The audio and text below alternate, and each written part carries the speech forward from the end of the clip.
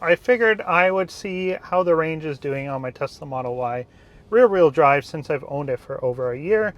As you may know, the estimated range according to Tesla is 386 kilometers of range, and I've owned it for over a year now, actually a year and 2 months almost now. Today I did a trip of 294 kilometers, and I have 109 kilometers of range right now. That is more than 398 kilometers. That is like 402, 403, something like that. So I am currently adding more kilometers to it, but that is awesome. In terms of how many watts per kilometer I've used, it is 132 watts per kilometer.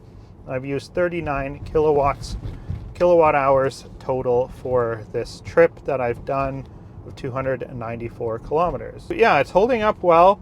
Range is good still, and I'm very happy with that. I think 400 kilometers of range is perfect for pretty much most people. You're usually not doing more than 400 kilometers of range in one day. And to mention, this is the LFP battery, so you are charging it to 100% when you are charging it. You do have that full range of the battery to be used.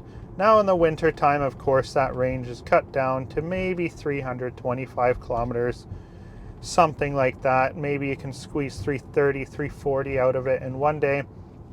But even then, I have still found this perfectly adequate for my uses as a real estate agent in the Greater Toronto area. For those of you down south in the US or in other parts of the country that are not as cold in the winter time, you're obviously going to get more range.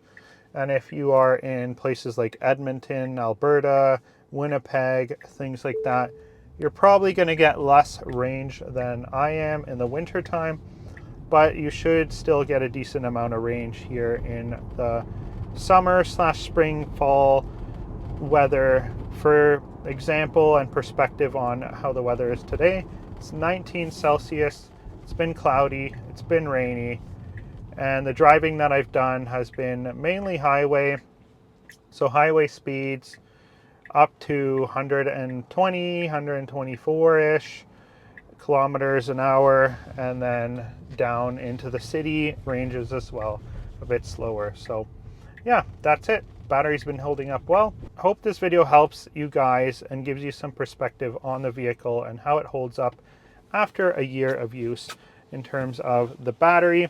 And if you have any other questions or comments or concerns, want to learn more about the vehicle or anything Tesla related, make sure to subscribe, leave a comment down below, and I will get to your questions.